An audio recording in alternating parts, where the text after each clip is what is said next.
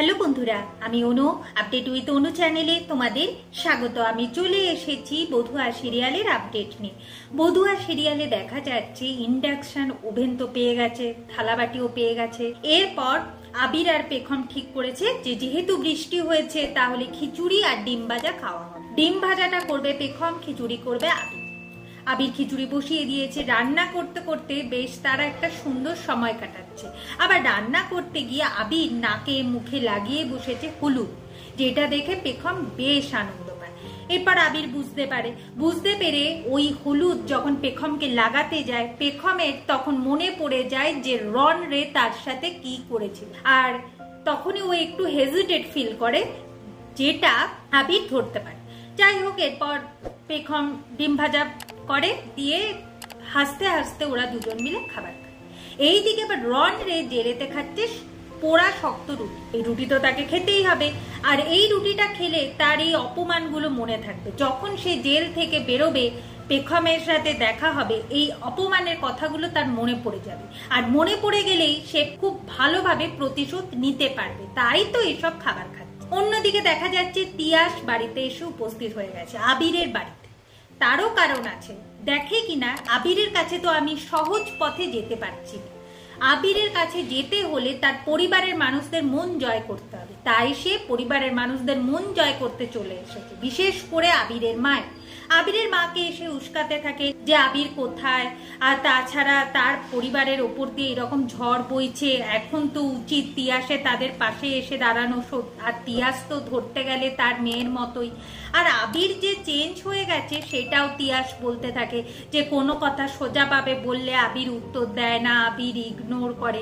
এখন আবিরের মা বলে যে যা হয়েছে তার বিয়ের পর থেকেই, পেখম বলে মেয়েটি এসেছে তারপর থেকেই এই অবস্থা। এরপর আবিরের মা মনে মনে ভাবতে থাকে যে তিয়াসের কথাটা আমি কেন ভাবলাম না, কেন আমি আবিরকে বিয়েতে বাধা দিলাম না। যদি তিয়াস এই বাড়ির বউ হয়ে আসতো কতই না ভালো হতো।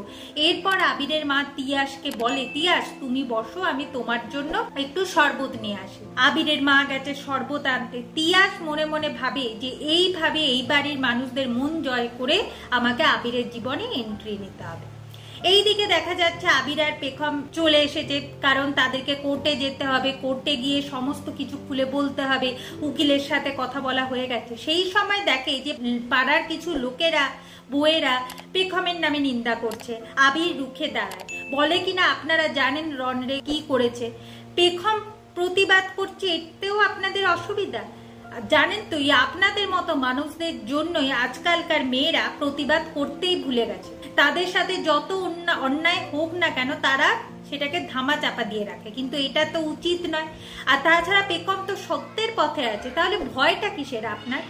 কিছু জন আবির আর পেখমের পাশে এসে দাঁড়ায়। আবির বলে আপনারা সাবধান থাকবেন, আমাদের পাশে এসে দাঁড়াচ্ছেন বলে আপনাদের বিপদ আসতে পারে, তাই খুব সাবধান। এরপর পেখম আবিরকে বলে যে আবির তুমি আর কতজনের মুখ বন্ধ করবে বলো তো। আবির বলে তুমি সত্যের পথে আছো পেখম, তাই তোমার জন্য আমি সারা পৃথিবীর মানুষদের বিরুদ্ধে যেতেও রাজি। এরপর আবির পেখমকে নিয়ে ঘরে আসছে। পেখম ভাবে যে বাবার পরেও যে কোনো পুরুষ এতটা ভালো হতে পারে সেটা আমি আজ প্রথম দেখলাম। সত্যি আবিরের তুলনা হয়। আগামী পর্বে দেখা যাচ্ছে যে পেখমকে লড়াইটা খুব শক্তভাবে লড়তে হবে, সমস্ত এভিডেন্স নিয়ে তাকে কোর্টে পৌঁছাতে হবে, কোর্টে দাঁড়িয়ে সমস্ত কথা বলতে হবে। তাই পেখম প্রস্তুতি নিচ্ছে। ঠিক সেই সময় শ্রী পেছন থেকে এসে দরজা বন্ধ করে দেয়, যাতে পেখম কোর্টে না পৌঁছাতে পারে। তো বন্ধুরা, পেখম কিভাবে কোর্টে পৌঁছাচ্ছে সেটা দেখতে হলে স্টার জলসা এবং স্টার জলসা এইচডিতে বধুয়া সিরিয়ালে চোখ রাখতে হবে। আমার এই ভিডিওটা ভালো লাগলে লাইক, শেয়ার আর সাবস্ক্রাইব করতে ভুলবেন না। ভিডিওটা দেখবার জন্য আর আপডেট উইথ অনু চ্যানেলের পাশে থাকবার জন্য অসংখ্য ধন্যবাদ।